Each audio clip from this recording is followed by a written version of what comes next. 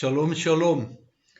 Welcome to this week's Torah class. It also happens to be the Torah's mathematical class, a math lesson. But don't worry, it won't be so bad, and I hope to keep you awake so you don't have to fall asleep.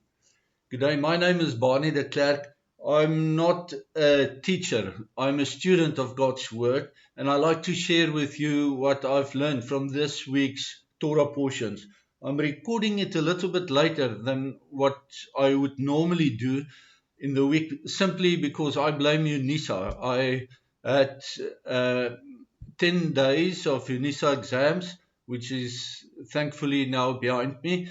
And you know how it is with students. If you're a lazy student and you don't do all the work during the year, then exam times is the time where you burn the midnight oil, where you really stretch your reserves in order to get through all the work. Anyway, that's said and done. Welcome to talking about Parashat Bahar. It means in the mountain, and it refers to Mount Sinai specifically. This week there's a double portion, also Bechutai, which means in my statutes. And let's just jump into that. It's the 32nd and 33rd Torah portions respectively, together as one. We will look at it briefly. We read in this week's Torah portion, and remember, we're counting the Omer. We're counting up from the Passover events, the Shabbat, the weekly Shabbat in Passover, counting 50 days up to the Shavuot events, or the Pentecost as well. Pentecost, if you count days, Pentecost means 50, because we're counting 50 days. And Shavuot, the Feast of Weeks, from counting 7 weeks plus 1 day. And of course, in this specific week in which we are reading this Torah portion, it's important to know that we reach the count of 40 during this week. And the count of 40 on the 40th day after the Passover is the date of Yeshua's ascendance to heaven, to prepare a dwelling for the bride in his Father's house. So we're counting these days up to Shavuot. Shavuot is a harvest festival. The harvest, counting the Omer. Omer is a biblical measure of grain, amongst other things as well. You can measure oil in omers as well, but grain specifically. And as the harvest are ripening, the barley first and then the wheat, you're counting the harvest, you're doing the numbers, and therefore it's called counting the Omer in this period. We remember 4 things: to be alert to the days we live in and the prophetic things that are unfolding. We also remember, as we count the days, to count our blessings. And we remember that Adonai provides for those he loves, even in their sleep. And the analogy is that grain grows and ripens while the farmer is sleeping. Remember, the farmer works really hard at planting time. He's working really hard at harvesting time. In between, of course, he has to watch for all sorts of pestilences and the dryness of the soil. But largely, Adonai provides for the crop while the farmer is sleeping. It's also what we remember is that it's almost time for Yeshua to return to harvest the earth. And after the harvest of the wheat and the chaff will be separated. One part goes to be turned into bread, and the other part goes to be turned into ashes. The Torah portion opens and closes with reference to the Shabbat. A high Shabbat must be declared upon entering the promised land, Moses said, and it also the weekly Shabbat and the high Shabbat serve to reminder to keep Adonai's Shabbatot. And that reminder is at the end of this portion. When we read the Pardes, or we do a Pardes exegesis of this Torah portion in the Peshat, of course, which is the literal direct interpretation, we learn about the sabbatical year and the Jubilee, Hayuvel, with a final reminder not to serve idols and to keep the Shabbat in Behar, Torah portion, in the mountain. It's not strange to combine serving idols and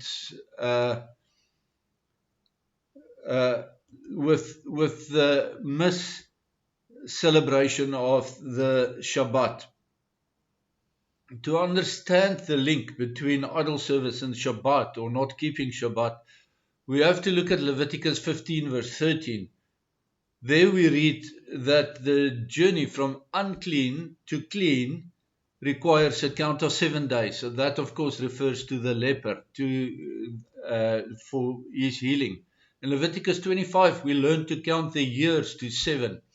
And then we learn 7 times 7 is 49 plus 1 to make 50 days and 50 years. It is a journey of restoration. Count 7 years is to restore the agricultural land every 7th year, a sabbatical year. And it's important to do that because the Babylonian exile of 70 years came about to allow the land to rest for 70 years after 490 years of not keeping the sabbatical years. The count of 50 years restores ownership. In the Remez reading, we learn that idolatry disrupts Adonai's plan for restoration and his journey for us from unclean to clean, from Passover to Shavuot, and from dispossession to restored ownership. Keeping the Shabbat is a weekly reminder of Adonai's plan for our salvation. If we trust him, he will provide for the restoration years in our lives. The Dras exegesis in Leviticus 25 verse 20, we read a pertinent question. What are we to eat during the 7th year? The Hebrew text therefore hides an answer for us, suggests an answer. The Hebrew words is ma nochal, and the two words are spelled mem hay and nun aleph chaf lamet, respectively. Now, if we lose the nun from nochal, we have ochal. Ochal is the Hebrew word for food. And then if we take the leading letters of those two words, ma and nochal, it's a mem and a nun, we combine it to form the word manna. Of course, the issue of sabbatical years applied to the time after Israel entered into the promised land, whilst manna was their food in the desert during the Exodus before they entered. However, the hidden manna implies Adonai's supernatural provision through bumper crops in the years that precede the sabbatical years, so that there would be enough food for 2 years and 3 years even. To eat this manna is to rely completely on Adonai's provision and not on nature and not on your own skills. This links us to the prophet portion this week, which is from Jeremiah 17 verse, well, it's 16 and 17, but 17 verse 5 to 8 specifically. And then in the secret or hidden exegesis, the Sod exegesis, the sabbatical years and the jubilees point us to the creation week, and it also points us to the millennium. It is interesting that this insight from Jewish sage Rambam, Rabbi Moses ben Maimon, also known as Maimonides, who lived in the 12th century, he wrote the following. The title of this 32nd Torah portion is Bahar, which is normally translated as on the mountain, but actually it means in the mountain. Ba means inside. So the question is, what did Moses mean? I suspect Rambam wrote that he was referring back to Exodus 33 verse 18 to 23. And that is when Moses asked to see Adonai's glory. in Exodus 33:22, Adonai then hid Moses in a cleft, and he covered him with his hands as he passed by, so that Moses could see Adonai from behind. There's also another interesting insight. 7 is Adonai's number, and 6 is the number of man. In Genesis 5 verse 5, we read that Adam's lifetime was 930 years. Now, if we count Adam's age in sevens and in singles, sevens because of the sabbatical year, then and 50 years for jubilees, then Adam lived for 18 jubilees. And that makes 6 plus 6 plus 6 jubilees. And then he lived for another 6 sabbatical years. And he lived for another 6 single years. So, put in these terms, Adam's age was then 6 plus 6 plus 6 plus 6 plus 6. So a triple 6 plus a 6 plus a 6. The number of man indeed. When Yeshua's disciples asked how many times they have to forgive, even 7 times, Yeshua answered, no, not 7 times, but 70 times 7 times. That's 490 times. Normally we think that's just a, pie in the sky symbolic number, but it's a real number. It's a natural number. It exists. When Israel entered into the promised land, they did not keep the sabbatical years, and they did not free the Hebrew slaves every 7th year for a total of 490 years. Yeshua said, forgive 490 times, remember? And at that moment, after 490 years, Adonai said, now I forgive no more. Now I'm bringing Nebuchadnezzar to provide rest for the land for 70 years, to catch up on all the sabbatical years by taking the people out of the land to Babylon. He used Nebuchadnezzar as his rod. And so we can conclude that Yeshua did not merely shoot in the wind when he said 70 times 7. He cautioned us that 490 times is the time at which the measure of his wrath will be complete and his wrath will be brought about. We have to take note of this. He meant a literal 490 times.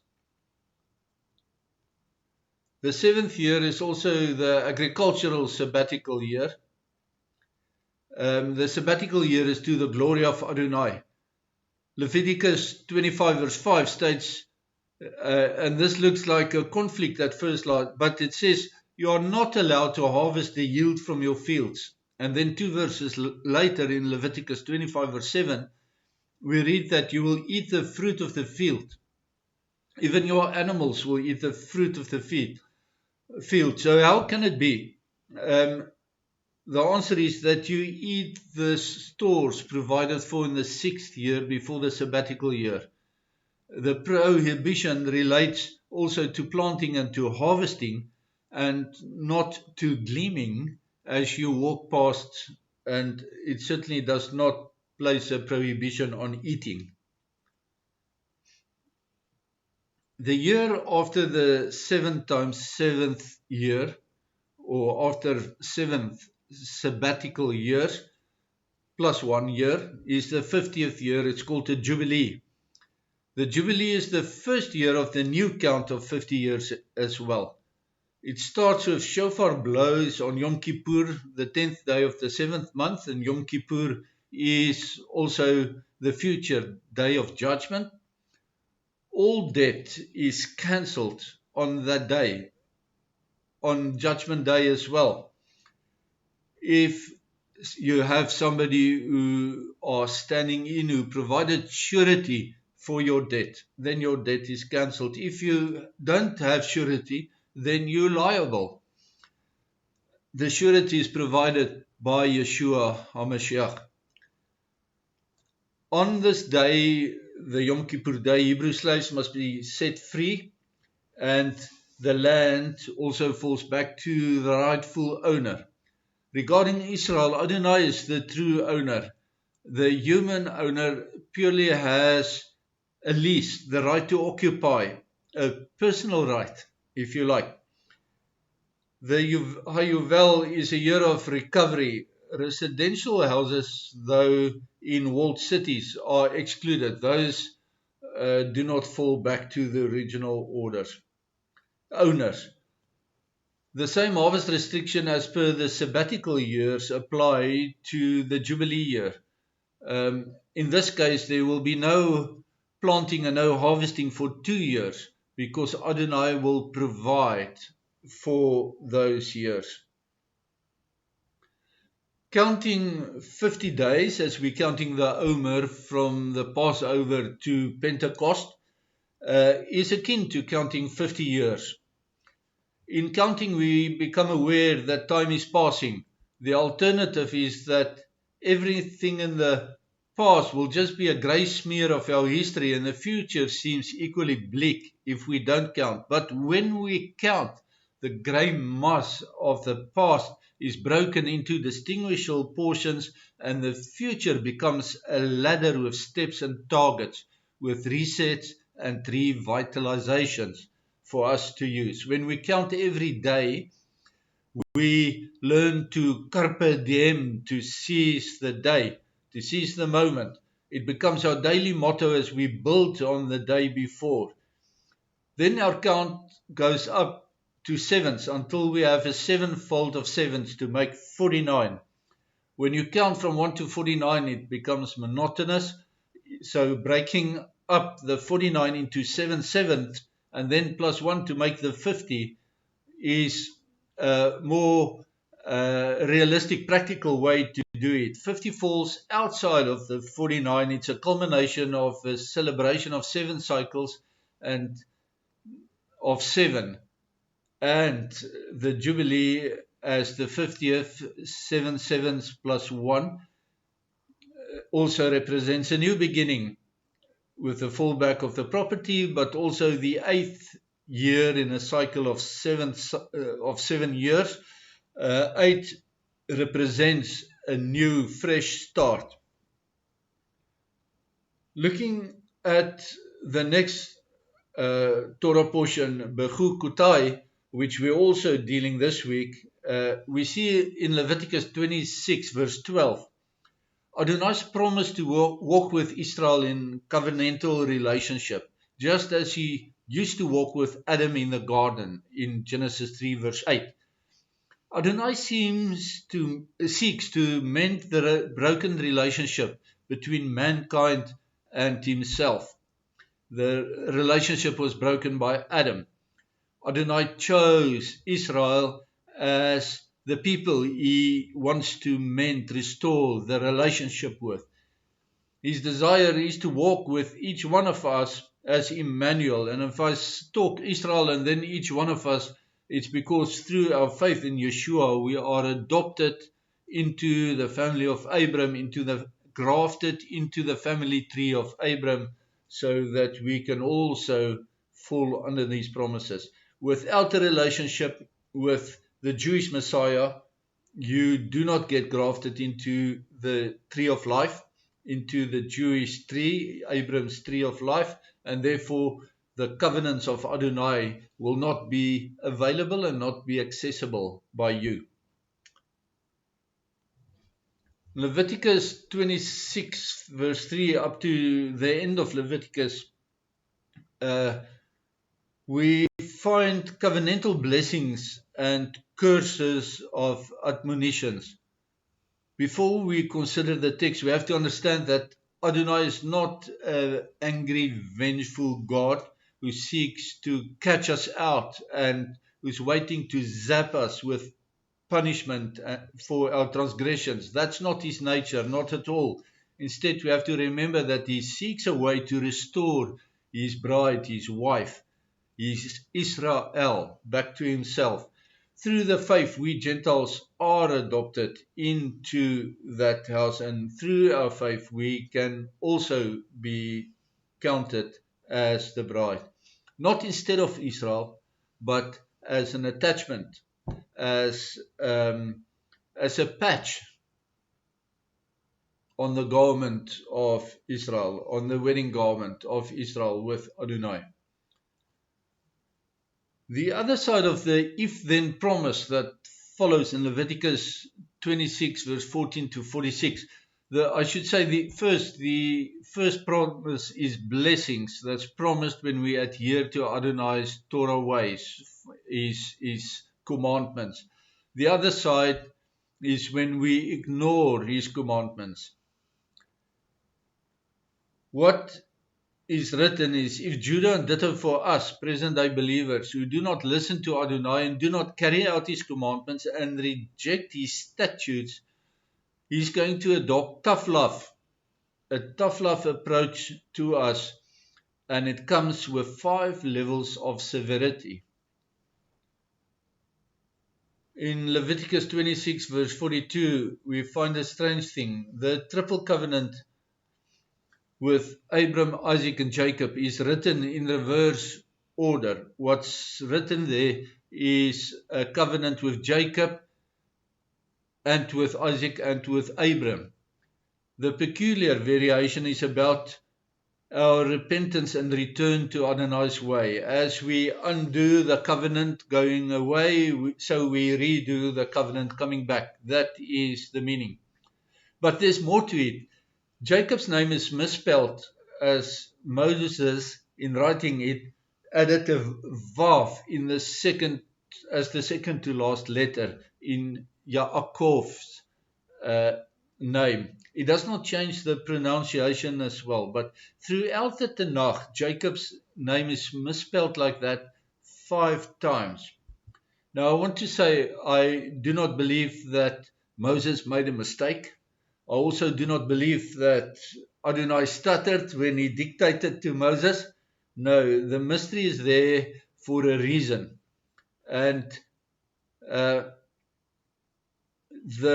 we're beginning to see the light of this mystery when we realize that in the Tanakh, Elijah, or Eliyahu in Hebrew, his name is also misspelled 5 times.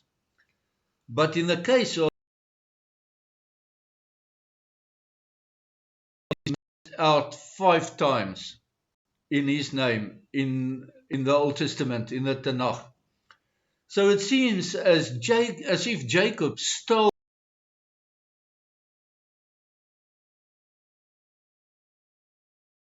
from Elijah a vav. 5 times he stole it. But there's more light coming to it, and that comes from Malachi 3 verse 6, and also in the Brit Hadashah, the New Testament, from the book of Yaakov, James, in chapter 5 verse 17 and 18. We read that Elijah's purpose is to prepare the way for the Messiah. And so we can see that the spirit of Elijah will return 5 times to restore our walk in Torah faith. Just as Jacob, whose name was changed to Israel, did. The 5 times, I believe, regarding Elijah, I believe it's linked to his initial calling, Elijah, to the double portion of Elijah that rested on Elisha. That's 1 plus 2 already. Then in John the Baptist, the return of Elijah, that's 4. And in the future, one of the 2 witnesses of Revelation 11, which is the law and the prophets, probably Moses and Elijah in my understanding. So with this, we finished the book of Leviticus, and it's customary when we finish reading a book from the Torah to encourage each other with a Hebrew expression. The expression is chazak, chazak, v'nit chazek. It means be strong, and be even stronger. Chazak, chazak, v'nit chazek. Shalom, shalom.